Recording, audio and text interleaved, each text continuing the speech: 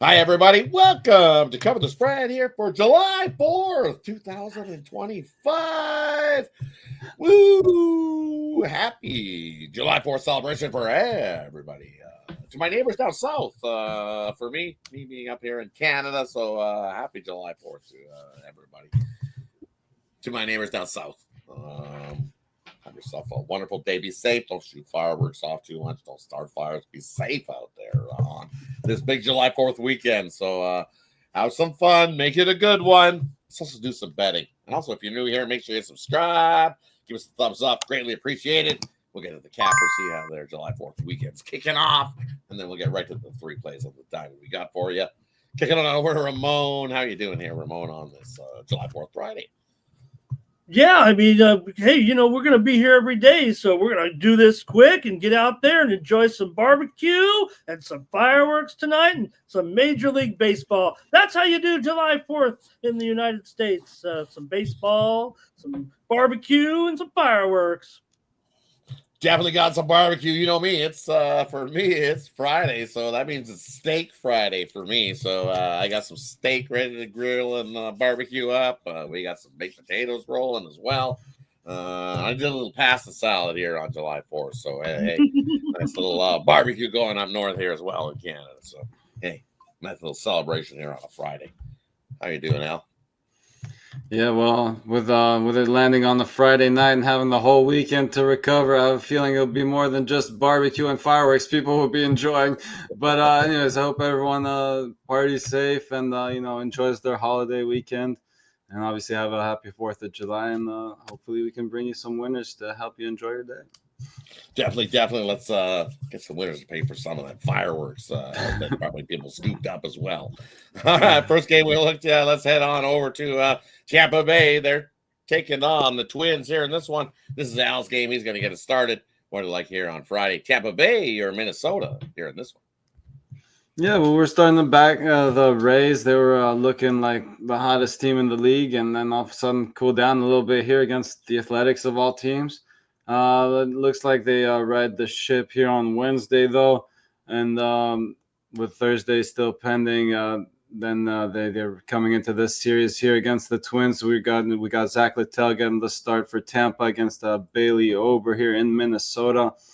And I just think it's a good spot for them to start heating back up. They got the pitching advantage here, and still, despite losing a couple of games to the Athletics, still the hotter team here. The Twins have been struggling lately, and again, just not a matchup I see them riding the ship in. And I like the Rays to come into Minnesota here and get off to a good start in this series. I'll take the Rays. I'll take them on the run line.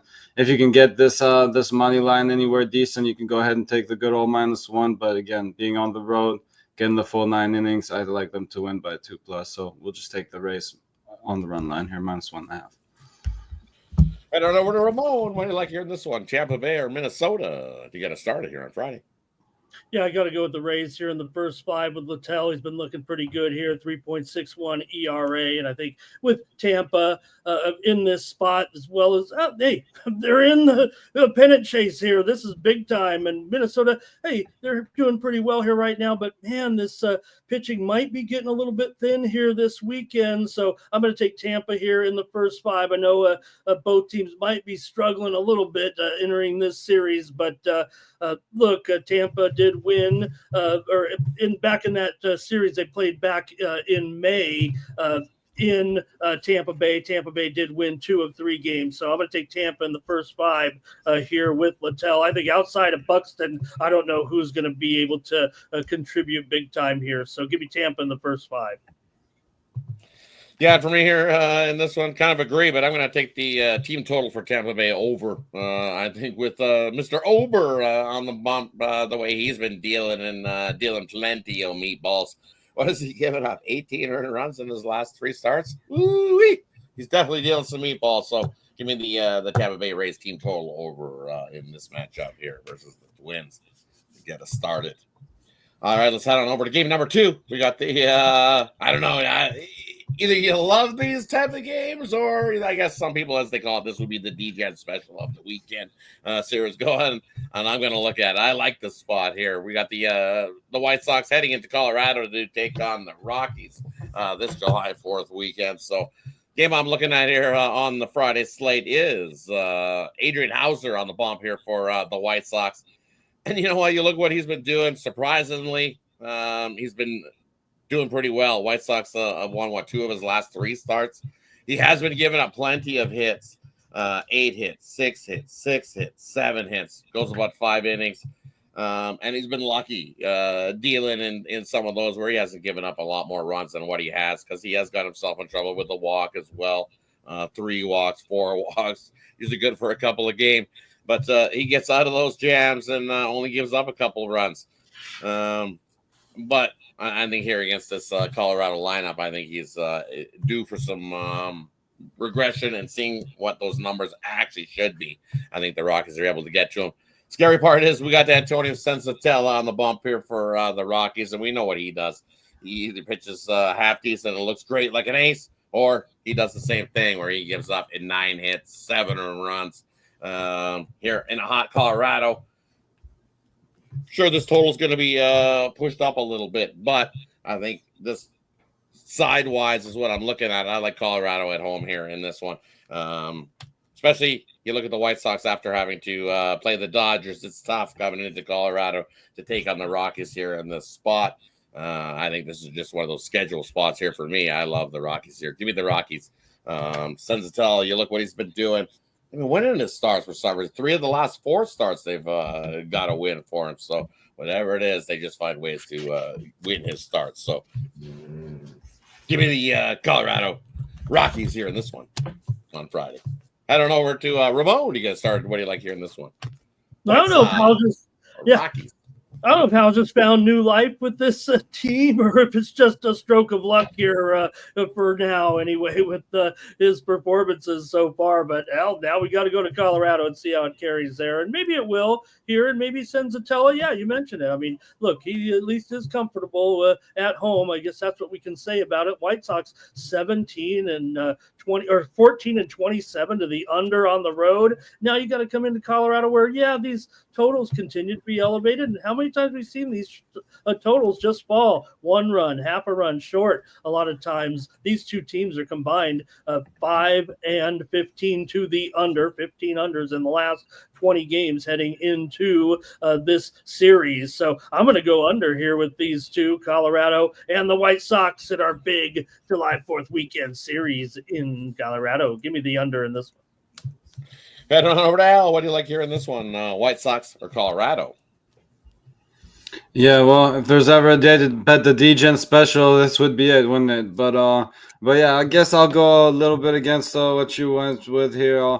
Just sticking to the first 5 here. Gonna leave the full game out of it. I'll take Adrian Hauser to come in here and have another decent start. I'll take the White Sox in the first 5 innings and just kind of just leave the bullpens out of this one. Hey, that wraps up the 3 games we covered for you here on the July 4th weekend. Hey, let us know what you think of these 3 games we covered here in the comments section. Well, actually, we got one more to cover. Sorry, I'm jumping the gun. I got out of it. So, my bad. We got one more game, so let's get to it. This is Ramon's game. He's going to get us started here. We got the Diamondbacks taking on the Kansas City Royals. It'll be your 3rd game. My bad, everybody. See, maybe we had a few here, too many. No, I did not. Just totally got missed track of where we were in the order. So sorry about that. Let's get to it. Diamondbacks, Royals. What do you got, Ramon? I was ready to head on out to they're waiting for me out at the barbecue. I'm doing the cooking. No. I'm doing the cooking, chef.